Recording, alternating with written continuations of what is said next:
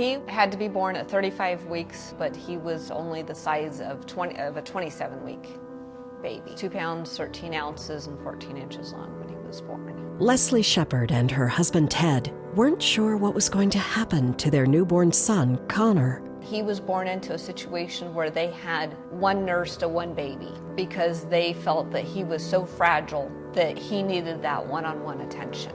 You know, when somebody needs a one-on-one nurse ratio, that's a scary situation. The fear didn't stop there.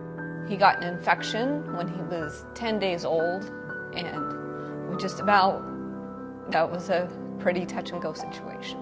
Since its founding in 1973 by Zoya Dickens Miller, Newborn Hope has donated more than $5 million to families and hospitals in need throughout Colorado.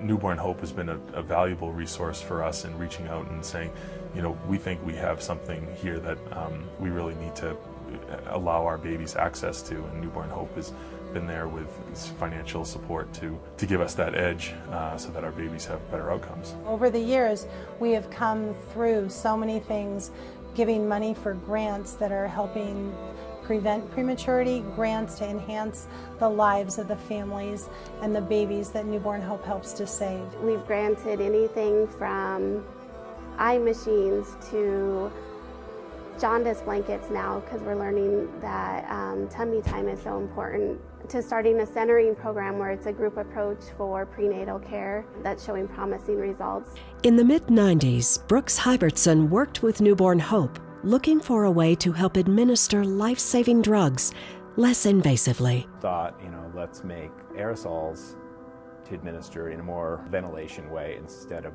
forcing it into the lungs. That's still of great interest today. It was very forward-thinking of them. He also benefited from Newborn Hope on a personal level. My first child was born in 1995, and we had premature rupture of membranes at 27 weeks. One of my first calls was to Mrs. Miller saying, who do I go seek? The education materials and her knowledge of the experts at caregiving made an extremely frightening situation a little less frightening for me. With your help, Newborn Hope can continue to provide life-saving services to help premature babies and the families that love them. They're clearly fulfilling a need that is out there.